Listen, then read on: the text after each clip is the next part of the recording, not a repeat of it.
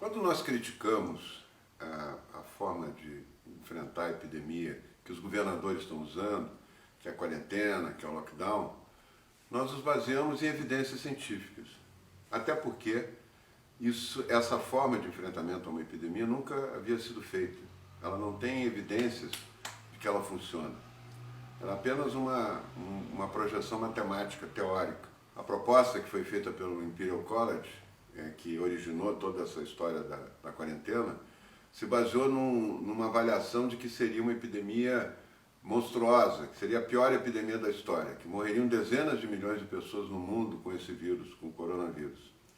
E baseados nessa projeção, a única saída que tinha era fechar todo mundo em casa, ficar longe do vírus, e fazer com que se esperasse o tempo necessário para descobrir uma vacina, com todo mundo fechado em casa. E o tempo é 18 meses. Isso impressionou muito governantes do mundo todo, que se assustaram com o risco que tinha, com milhões de mortos, dezenas de milhões de mortos. Em cada país, uma quantidade gigantesca de pessoas morreriam, né? E na dúvida, não quiseram pagar para ver e fecharam. E fecharam, foi uma reação em cadeia, um efeito manada, sem base nenhuma na ciência, foram fechando os países todos, como se isso fosse uma solução e fosse evitar mortes e fosse evitar a progressão da doença. A experiência do mundo nos últimos meses mostrou que isso não funciona. Os países que mais se fecharam foram os países que tiveram a mais alta mortalidade. A Itália, a França, a Inglaterra, os Estados Unidos. São os países que mais se fecharam, foram os países que mais morreram pessoas. O Brasil está hoje com mais de 15 mil mortos, com tudo fechado. Em São Paulo, no Rio, as pessoas proibidas de andar na praia, as pessoas proibidas de sentar no banco da praça, soldando porta de lojas. Essa proposta de estrangular a economia, de paralisar o país para poder fugir do vírus, não funcionou. Não funcionou em lugar nenhum do mundo e também não funcionou no Brasil. Mas qual é a saída? Qual a proposta alternativa? Qual é a forma tradicional de se enfrentar uma epidemia? A primeira coisa que a gente tem que entender é que as epidemias virais, elas têm um padrão. São vírus diferentes, cada pandemia é um novo vírus, mas eles são de famílias conhecidas de vírus. Esse é um vírus da família do coronavírus. Só para vocês terem uma ideia, no inverno brasileiro tem 4 tipos de coronavírus que causam gripe, causam síndromes gripais. São tipos diferentes, são vírus da mesma família, mas diferentes. E aí surgiu um novo vírus que ninguém tinha defesa, ninguém tinha anticorpos e foi contaminando o mundo. Onde ele mais circulou, e ele usou as rotas comerciais, principalmente ligando a China à Itália e à Europa, depois a Europa ao Brasil, os lugares que vinham mais turistas, que vinham mais comerciantes chineses, italianos, foram os lugares onde hoje são os epicentros, são os lugares que se transformaram no epicentro da epidemia. São Paulo, Rio, Recife, Fortaleza e Manaus. Todas essas cidades têm voos diretos internacionais para os lugares da Europa que tiveram a epidemia mais intensa, inclusive voos para a China também. Então nós temos uma característica muito importante do vírus, e é de todos os vírus, que ele se dissemina muito rápido, que ele se dissemina muito antes de ser inclusive descoberto. Quando se descobre um vírus novo que está causando uma epidemia, em geral ele já circulou 2, 3 meses contaminando milhões de pessoas. E andando dos aviões, hoje o mundo está todo interligado, e as pessoas vindo sem sentir nada, trazendo o vírus para outros lugares, como foi aqui no Brasil. No Brasil o vírus circulou já em janeiro. Já há relatos de pesquisas feitas que a primeira morte de alguém por coronavírus no Brasil foi ainda em janeiro. O presidente decretou no dia 3 de fevereiro, saiu publicado no dia 4, a emergência na área de saúde. Fevereiro.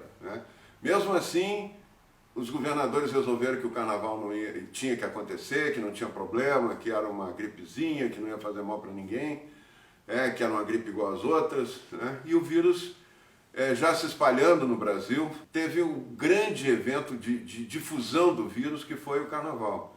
20 milhões de pessoas na rua, em contato físico, brincando, pulando, se espalhou o vírus com uma velocidade incrível. E logo depois do carnaval, uma semana depois, começa a epidemia no Brasil. Uma parte do Brasil vai ter poucos casos, vai ter menos epidemia, e outras vai ter uma epidemia maior, um volume maior de circulação do vírus. O vírus precisa circular em grande quantidade para causar uma grande epidemia. Só a cidade de Fortaleza tem o dobro de casos do que o Paraná, Santa Catarina e Rio Grande do Sul juntos. Isso quer dizer que lá teve uma grande circulação prévia do vírus, né? E tem uma epidemia importante lá. No Sul tem surtos epidêmicos no Paraná, tem em Santa Catarina, tem no Rio Grande do Sul, mas são muito menores, porque o vírus circulou pouco. Isso não tem nada a ver com quarentena, né? Um estado ter feito a quarentena, outro não. O Ceará fez quarentena, fez igual, até mais intensa do que nos estados do Sul. Mas a quantidade de vírus circulando tem impacto nisso. E quando terminar a epidemia, essa é a experiência de todas as epidemias, e as que eu vivi, que eu ajudei a enfrentar, coordenei, todas, quando diminui nos lugares, os principais lugares onde está havendo o foco epidêmico, né, o número de casos grande, quando diminui nesses lugares, diminui no resto do país. Ela não vai se espalhar de maneira exponencial em todas as cidades. A maioria das cidades brasileiras hoje não tem o vírus. Estão fechadas, com o comércio fechado, tudo fechado há 40 dias, 50 dias e não tem um caso registrado. E possivelmente a boa parte delas nunca vai ter. Muitas vítimas que estão hoje, que morreram no Rio Grande do Sul, vieram de São Paulo. Foram contaminadas em São Paulo, em geral caminhoneiros, pessoas viajantes, e que foram acabar ficar em estado grave lá no Rio Grande do Sul. Isso deve estar acontecendo nas cidades do interior também, de São Paulo, do Paraná.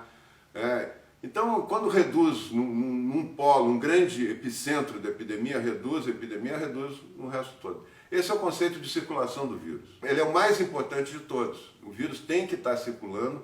Como na Itália, ele circulou muito no norte da Itália, por causa das vias comerciais com a China, e não circulou no sul da Itália.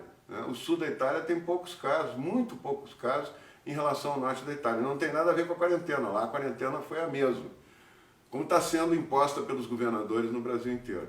Se imaginou que fazendo a quarentena, se trancando em casa, fechando tudo, as pessoas estariam protegidas e não ia ter epidemia, ia ter uma epidemia pequena, que ia dar tempo de se tratar. Não, ela seguiu o curso, o vírus seguiu o curso normal, ele ignorou essa quarentena, ele contamina dentro de casa e fora de casa.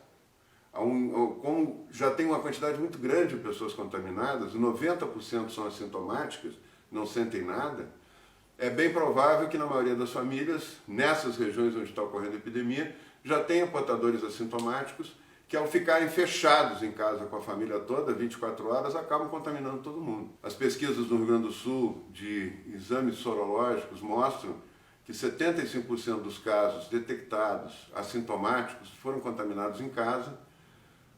O governador de Nova York falou, Nova York completamente fechada, em lockout, em bloqueio, 20 mil mortos em Nova York, e o governador se surpreendeu quando constatou que 85% das pessoas que estavam em hospitais, estavam indo para UTI, eram pessoas que não tinham saído da quarentena. Eram pessoas que foram contaminadas dentro de casa, por alguém que levou o vírus ou alguém que já tinha o vírus. Então não há mais esse sentido de ficar em casa protegido, ficar em casa eu estou protegido, porque o vírus entra nas casas, de diversas formas. A única maneira de proteger totalmente é se as pessoas estivessem numa cápsula espacial, longe de tudo, sem entrar nada do mundo exterior. A maneira racional de enfrentar uma epidemia como essa não é fechando tudo. Fechando tudo não diminui um doente, não evita uma morte e ao mesmo tempo leva à destruição da economia, leva ao empobrecimento, leva à falta de recursos para o Sistema Único de Saúde.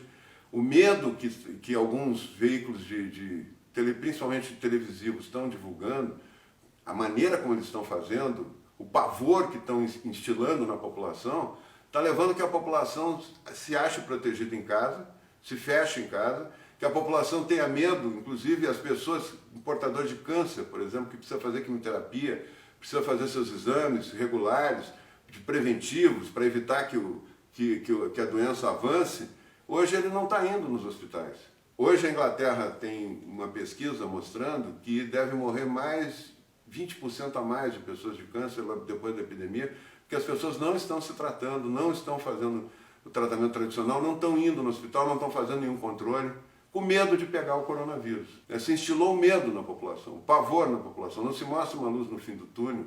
E o que nós propomos não é não fazer nada. Pelo contrário, é fazer muito mais coisas do que simplesmente mandar as pessoas ficarem em casa. O que nós temos que fazer é que as pessoas tenham consciência quais as medidas que elas têm que tomar para evitar contágio, lavar as mãos com frequência, álcool gel, usar máscara, sair na rua de máscara, quando tiver contato com outras pessoas, estar com máscara. Da mesma forma que você vai no supermercado, você pode ir numa loja do shopping, por que não? Se a loja estiver tomando todas as precauções, estiver passando álcool gel, tiver um protocolo que ela tem que seguir de cuidados, o risco é menor até nessa loja do que no supermercado. Tem menos gente nas lojas menores tem menos gente. É muito importante que esses cuidados aconteçam no supermercado, nas lojas, no local de trabalho, revezar os horários de chegada no local de trabalho, se for possível. As pessoas não precisaram chegar todas ao mesmo tempo, lotando os coletivos, fazer um escalonamento de horário, para o almoço. Medidas simples que foram tomadas em todas as outras pandemias, epidemias, e que deram resultado, evitaram contágio. Proteger muito o grupo de risco. O grupo de risco é essencial. Os idosos são muito importantes nessa epidemia. Eu enfrentei a epidemia do H1N1, eu coordenei no epicentro da epidemia, que foi o Rio Grande do Sul, onde entrou a epidemia em grande quantidade, vindo da Argentina, grande quantidade de pessoas doentes. E eu posso dizer para vocês que dá para trabalhar perfeitamente, a vida pode continuar com as pessoas tomando as precauções de proteção individual e protegendo o grupo de risco. Lá no H1N1, o grupo de risco eram as grávidas, eram os obesos, que estavam morrendo, inclusive numa quantidade grande. Então, eles tinham que ser protegidos. Não deviam trabalhar, não deviam sair de casa. Esses sim tinham que ficar com uma proteção especial. Esse cuidado é essencial, proteger o grupo de risco. No caso agora, o grupo de risco são os idosos e os doentes crônicos. É muito importante proteger os asilos de idosos. É um lugar altamente arriscado de ter um surto epidêmico e acontecer uma tragédia. Foi o que aconteceu no Canadá. 80% das vítimas do Canadá, está todo fechado em quarentena, 80% das vítimas fatais no Canadá são pessoas que moravam em asilos, principalmente na região do Quebec. Na mesma coisa na Suécia. A Suécia não tem quarentena, a Suécia não tem lockdown, as pessoas estão tomando medidas de proteção individual e a vida está continuando lá na Suécia. Mas, curiosamente, o maior número de óbitos, 70% das pessoas que morreram na Suécia, e o número de óbitos na Suécia foi acima do que se esperava, mas 70% desses óbitos foram pessoas que estavam em quarentena fechadas nos asilos. Foi nos asilos que aconteceu o maior número de mortes. Então nós temos que proteger os idosos. Cada vida não tem preço. Então é muito importante que se proteja a vida do grupo de risco e se protejam, tenha um tratamento direcionado especial para os asilos. Grandes concentrações de pessoas têm que ser evitadas.